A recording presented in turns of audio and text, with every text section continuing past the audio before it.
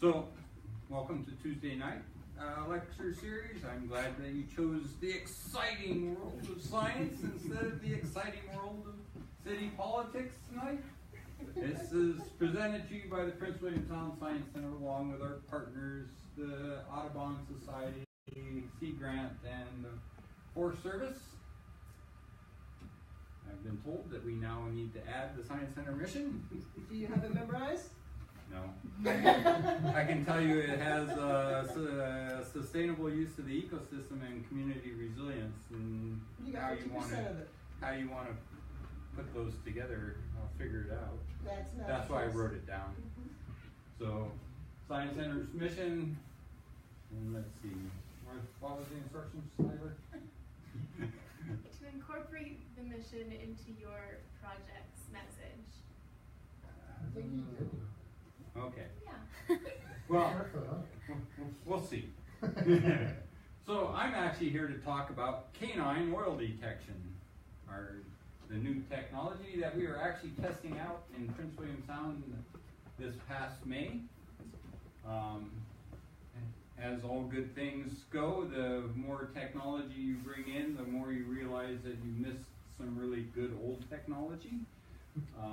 In this case, we wanted to know a few different things. And so if you're really interested in like this report is now on the Audry website at this extremely cryptic address. So the easiest way to find it is to get a hold of me. Tyler will know it here soon because she's putting it on the website, and so she'll be able to find it. I am going to talk about why we were doing this, some of the field effort, results, and then kind of give my conclusion as to how this worked. So this is work that was done by Ed Owens, who's out of Bainbridge, Washington. K2 was where the dog came from. I was an observer. They allowed you to be observer if you were willing to move rocks.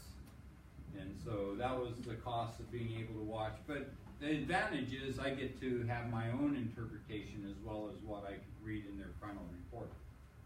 So, the question as we went out there was, can those dogs detect residual oil in Prince William Sound beaches? And I will fess up, I bet against the dog. I went, you know what? The reason why oil is still in those beaches is because it's not in good communication with the atmosphere of the ocean. Otherwise it would be degraded and it wouldn't appear to be 11-day oil when you do your analysis. So there's not enough signal for the dog to detect. So that's where I walked into this. We'll see if I was right. You moved some of those rocks.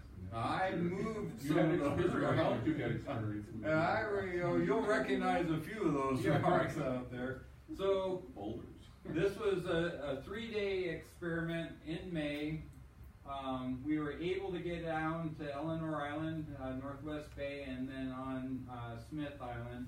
Did 2 sites in both locations. You know, it was May, so by the 3rd day there was a big enough storm that we weren't going to go out. So we buried a few targets on Shoop Spit to see if we could get something different. And it turns out to have been pretty important to actually try a clean beach to see the difference in how a dog would respond, and I'll get into that later. And you know, so the canine, and when you're talking dog detection, everyone thinks, oh, the dog's doing all the work. Well, the dog's the smartest of the group, but you have to have someone in charge of knowing how to log all the oil, and so they're the scat person. And then you have your dog handler, whose job is to interpret what the dog is telling her. And in this case, we actually had the dog trainer there because this was a fairly new type of thing for them to have tried. They actually had trained these dogs and they were using them on a spill in the Saskatchewan River. And they were detecting a lot of things. But you know, this whole trying to find residual oil was a question of how well we could do it. And we wanted to know, well, not only can you find it, but can you delineate it if you do find it? And so that was, you know, he was there to help us go, okay, this is what worked on this beach, and this is how we need to kind of rethink things so that we could do things on the fly. But the dog gets all of the credit. So, once you're on the beach, then you set the dog off to start searching. And you put a GPS collar on him so that you can figure out where the dog was as they were cruising along throughout the time period. Dog's name in this case is Pepper, a little female lab. These dogs were trained at this large facility in North Carolina, and they were all bomb school dropouts. Turns out you can't have a failure in bomb school. One mistake and you're out of there. But oil is okay. You could, if you fail bomb school, you can go to oil school real easy. So the dog was put out to search, and off it would go. And so this is actually on out on Chute Glacier area, and shows what the dog is doing. The handler's sending it back and forth, trying to sweep along, and then it'll find something and it'll have hits, and that's where it will kind of target in. So you have these nice broad area searches, and then you can also have kind of smaller area where you're trying to delineate something. And often the handler will actually put the dog on a lead and have a little bit tighter control than just hand commands in trying to do this.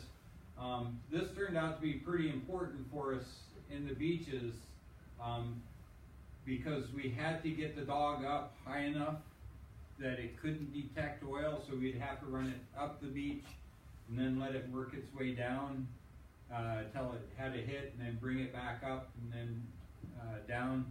So this, after a couple days, this was the primary kind of search pattern that we were using. Kind of gave away the end story there. So when the dog found something, this is the, hey idiot, there's oil here. You know, this was the, you know, not just a gentle reminder that, hey, you know, something's different here. This is the, I will lay down and make sure you know this. So it was the alert, and if the dog alert, somebody came and stuck a flag there and said, okay, this is what the dog found.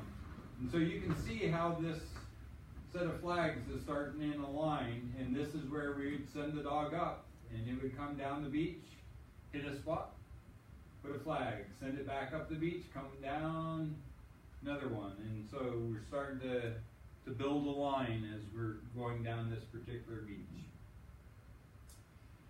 And then there's people like me who was smart enough to have the camera take pictures of other people trying to move big rocks. John LeClaire here with Prince William Sound RCAC, he's the guy that you want to have if you need to move a big rock. He was really good at it.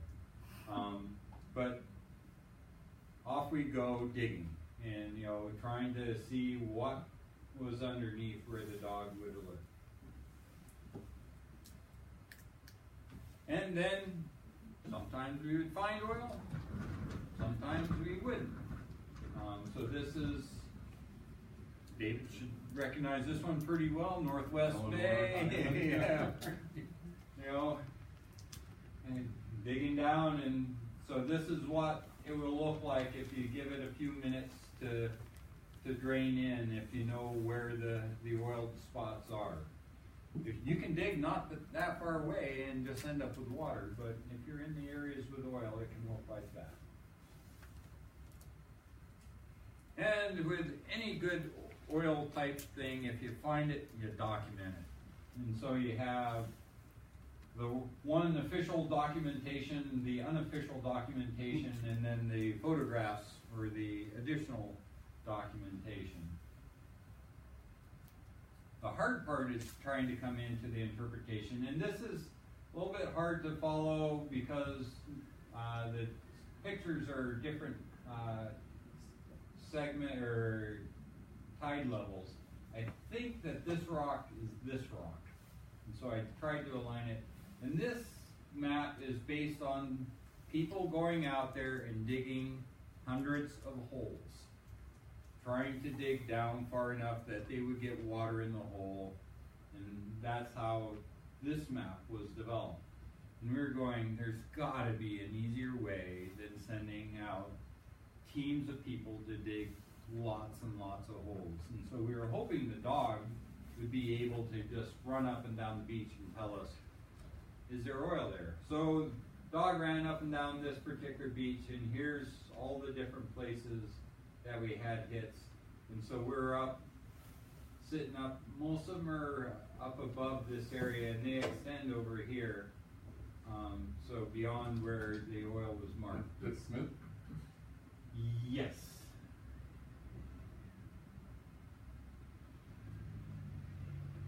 So other results, you know, we had the 2 days in Prince William Sound on the 4 different beaches. We had 52 different alerts, of which we were willing to dig 19 holes. You know, we had a certain amount of time and a few people, and you get tired of digging holes after a while. So the dog was covering a lot more area than the people willing to dig pits were. Of those, we found 19 we found oil in. 9 we logged as no oil in the pit, and we had reached the water table, so we were looking there. We had 22 that we were unverified because we were lazy and we didn't dig as many holes as the dog was willing to tell us we should. And at least 2 we knew were, or we suspect highly were caused by human error.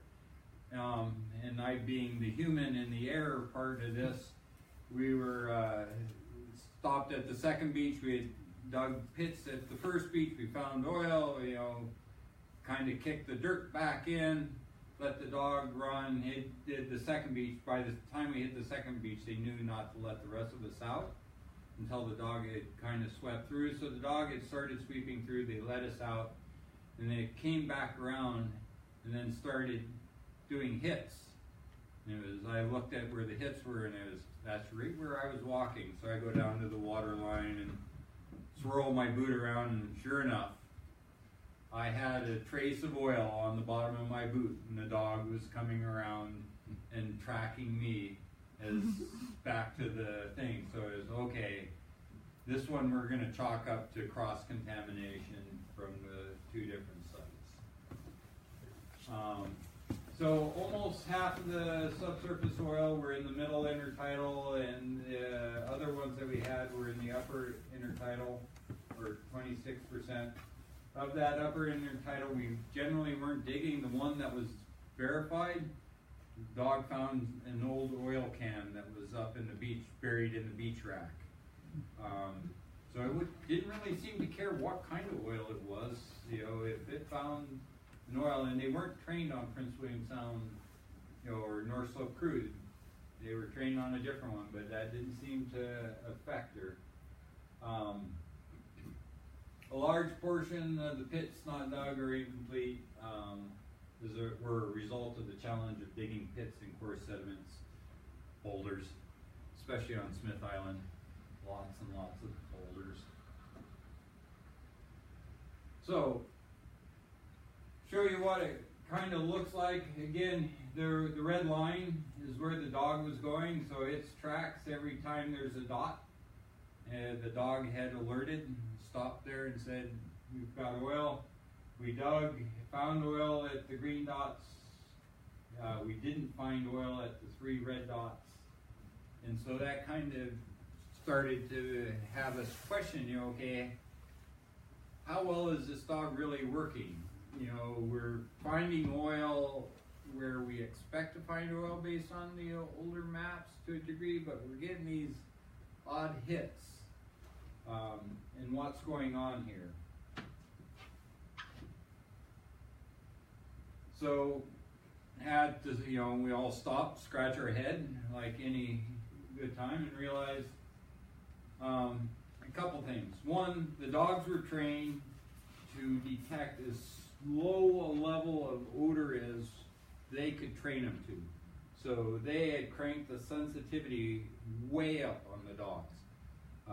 And that was part of the discussion, is sometimes you may not want that highest sensitivity, particularly in these cases. what could be happening, there's several different things. One is if you have your pool of oil and the odor's coming up, the dog could be detecting at this lowest odor concentration, and then we would dig below that. So the odor had moved sideways away from the oil, and we were digging in the wrong spot. Dog was detecting.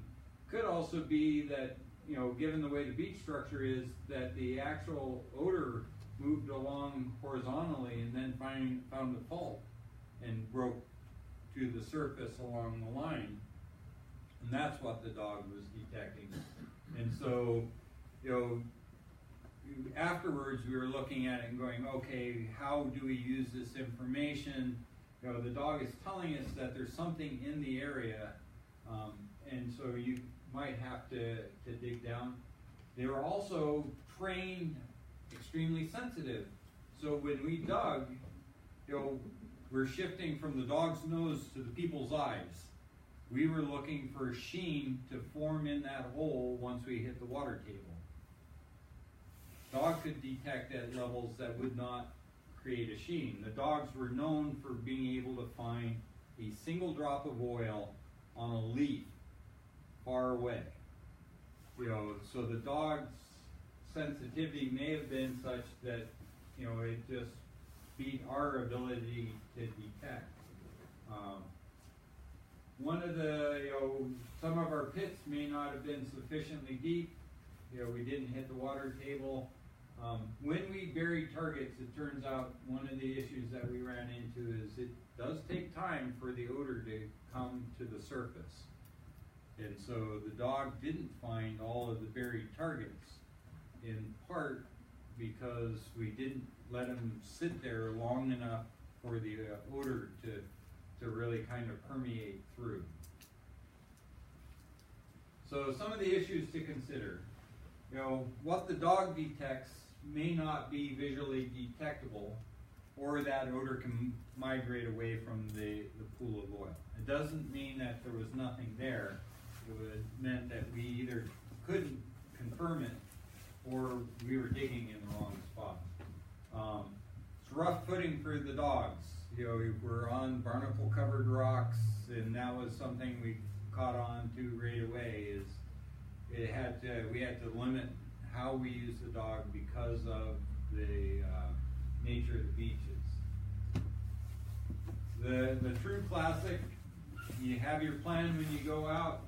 So the first beach we landed at, it was okay, we're going to go to the upwind side, we're going to start at the top and work our way down, and we're going to go like this. We land at the beach, walk the dog through 2 large pools of known oil. To get to the starting place, the dog is going, aren't I supposed to be detecting here? You know, and it was, you know, we realized later it's okay. You know, once that dog leaves, you have to let it do its job, because you can untrain the dog by dragging it through oil, saying, no, I want you to start over here. Cross-contamination was a problem, so we quickly learned that we had to stay far, far away from the dog, because it was people with shovels that were going to create it. We had to be ready to change our approach. You know, as we learned, you know, we went in, we were going to do these large area searches, and we quickly learned that we needed to get the dog far enough up the beach that it would kind of release that odor and come back down and do a new detect. The dogs were overly sensitive. So that was one of the real question marks, is what sensitivity level do you actually train your dogs to? And the trainer was saying, oh yeah, we can do all kinds of different things. It was fun talking to him about, you know, like bomb school, because the dogs will get trained, and he said they have to actually use a mixture of TNT from different plants, because if you train them on TNT from a single source, it will only detect that TNT. It won't detect the others, that they can tell the difference between all the different smells. Although with oil, didn't matter the type of oil, they were more than happy to hit on that. Dog burnout. dogs are kind of designed to detect once a day, once a week. Most of these dogs are they're most of their time is not detecting things. When we dropped them on the beaches, the odor was basically overwhelming, that they were having so many hits that it was definitely a concern that the dog would get burned out if we kept trying to use it in known oiled areas. And we did pick 3 of the 4 beaches that we went to because we knew that there was oil there. It was like a desensitizing because they're doing it so heavily. A little bit of lack of motivation. Oh, really? Oh, yeah, okay. it's. Why did you bring me here if you have so much oil? Yeah, it's normally there's a treat involved. I have my alert. You go, oh, great dog, great dog. I get my toy thrown for me. We get to play a little bit, and then we go back to work. Here it was alert, up, alert, up, alert. And so the trainer is going, yeah, this is pretty unusual to have a dog that has this many hits in a day. And so it was something to watch for. So, conclusions. I knew I could do this one fairly quickly. It's a team effort. It really is about the 3 people. The dog is the smartest of the 3. The handler has to know how to read the dog because they don't always alert like this. There are times where you just see a change in their behavior, and it's the handler's job to be able to interpret that change. And then you have to have the scat person who is there to be able to document everything and know how to dig and how to interpret how that, what the dog is detecting, how it may relate to what's actually in the beach, whether or not you should dig down further in the beach to try to reach a pool of oil because the odor might be wafting upwards. The dog's alerted on locations where the oil wasn't always visible. At this point, even though I walked into the thing going, I'm betting against the dog, I'm betting against the people when it came to them alerting. That I'm not thinking that we had a lot of false positives. It's a question of being able to interpret what they were seeing. We kind of concluded the best use of the dog is to tell us if there's no oil in the beach. Because they can cover a large area and go, there's nothing here. When there is oil there, then you have to kind of be going, okay, if you're digging down and you're not seeing something, do you need to adjust how you're interpreting what that dog is seeing? And so at the end, I had a much greater respect for what a dog could detect as far as the oil in the beaches, and think that it'd probably be appropriate to try these dogs for detecting oil in and under ice, which is another situation where I would start off betting against the dogs, but I won't put as much money against them this time. For that, if we're really lucky, we have a video to show you the dog at work.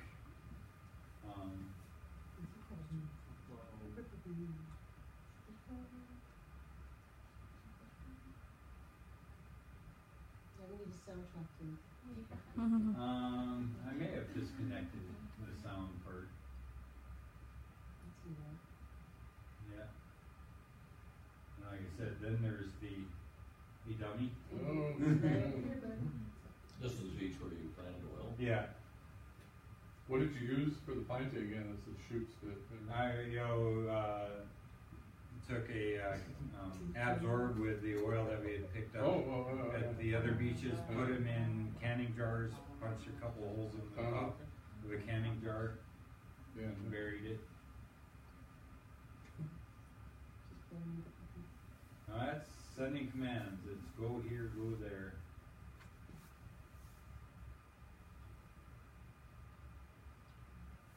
And that's why, you know, sometimes when you needed to have real tight control, you go on a lead rather than hanging down.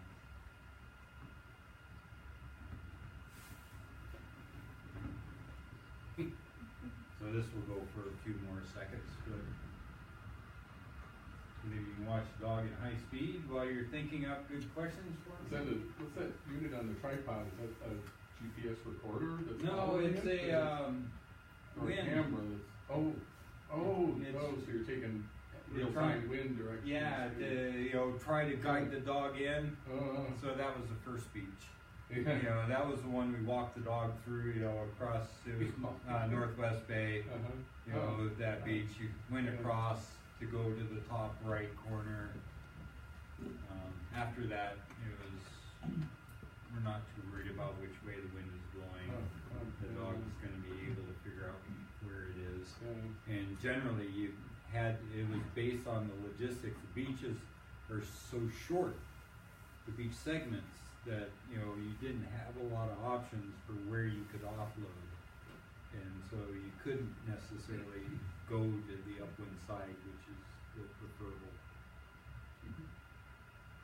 With that, I'll take questions. So was this dog trained specifically with this project in mind, or was it more of an industry application where they had a pipeline sniffing dog or something like that? Yeah, they would use this farm very well. This dog was trained they were actually working in the Saskatchewan river spill. They had been the summer before, so they were trained for the application. It was something that came out of work that was done for detecting oil and ice, that they had tried some dogs, but it was, you know, it worked, but they weren't kind of it was more informally trained than using the professional trainers. And so these were trained to detect oil for, you know, this kind of purpose. There were 6 of them. She left from Prince William Sound to Canada, then ended up in Long Beach about 3 weeks later because there was a large oil spill conference there, and they brought her down to show. Randomly put oil sample under somebody's seat. It was In Long the Beach. auditorium. It was Long Beach, California. You didn't have to randomly put oil in.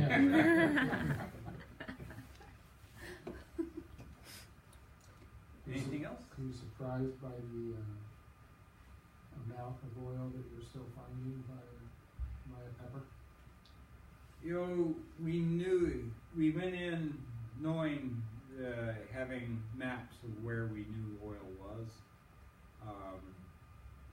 So we weren't surprised in that sense, you know, that the dog was going to find oil in those beaches.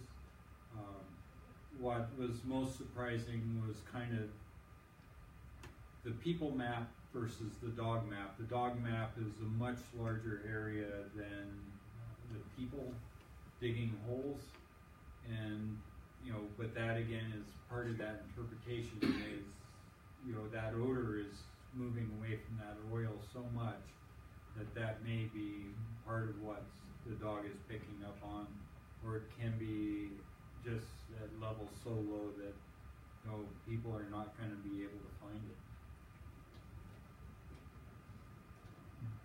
Plans to pursue this any further in Prince William Sound? No, we don't really have plans. It was meant as a demonstration project, largely because there are still lingering oil studies that are taking place, and in those lingering oil studies, they are sending out teams of people to dig holes.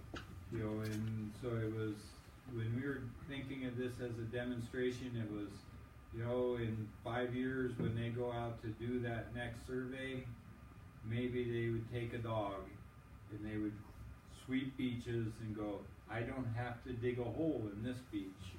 I can move and put my effort into the next one. So that's kind of what we're hoping to get from it. Any idea how much money it costs to train a dog like that? No. I only know how much. Funding might have come from for these For- areas? You know,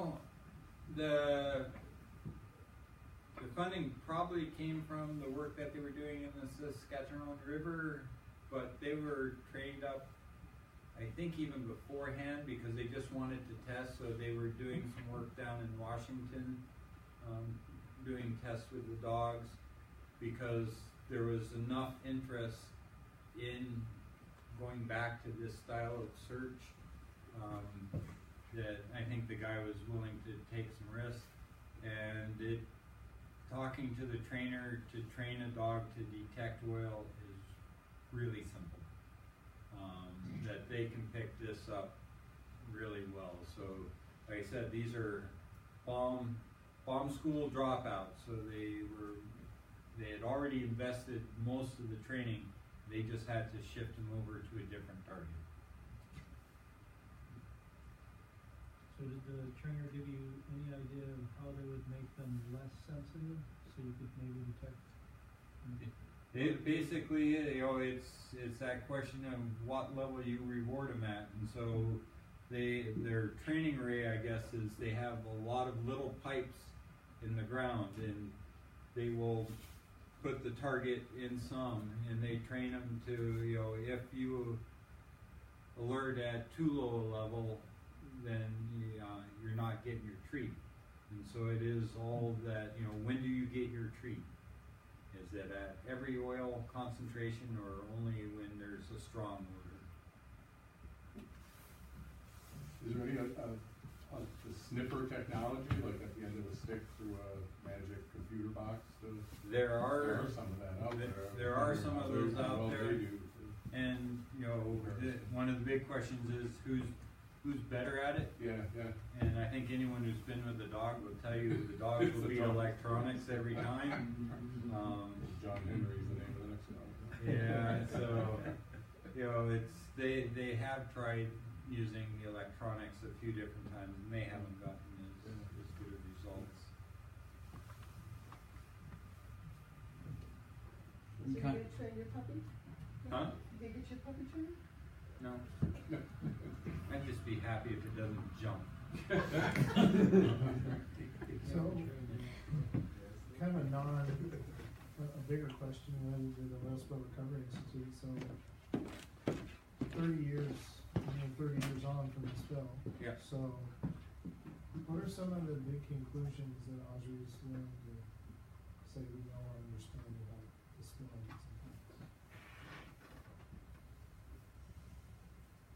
I'm trying to get beyond the blatantly obvious ones, the damage. I think some of the things that, probably the thing that surprised the most people is how long the oil stayed in the beach and the state of that oil. I think most people were thinking if there was oil left in the beach, it would be gone within about 10 to 15 years at the time of the spill. Now it's basically in the can almost. It's going to be hundreds of years before that oil goes away on its own. So I would say that's the biggest kind of surprise, and this is why we are doing projects like this. There are a lot of other beaches that are going to surprise people for their ability to retain oil, and being able to use this kind of technology will really help, because it doesn't matter, these are really hard beaches to dig in. You can get into a sand beach, and if it's deep enough, it's still going to be a really hard beach to dig in. And whenever you're digging holes, you're kind of tearing up the environment, and it's going to take a while for even those holes to truly kind of get back to where they should be. Head of Port Valdez, on a sunny summer day, if you go walking out in front of what Old Town was, you go back with oil and tar on the bottom of your boots from the '64 earthquake. So it doesn't go away easily. Too bad there wasn't snow on the ground. Take the dog walking out in Old Town where you were buried. About places like that. That would have been a good one. Yeah. 6 feet of snow and see if you smell the tar layer underneath. No, you know, I was saying the GC2 spill up on the slope where, you know, they had a pipe break in the middle of winter, oil went underneath, and, you know, the dog would have been able to help delineate where that extent is. There was a diesel, or they had a blowout that was really fine mist. And, you know, they were out there essentially sweeping the top of the snow, and they were going, sure would have been nice to have a dog be able to help kind of define what area we need to sweep, because it's not real obvious, you know, it's north slope in the winter. You know, and so you can see a lot of applications for this type of technology. They probably don't live as long as humans, so the cancer effects of the benzene probably wouldn't be noticeable till they were old age anyway. Yeah.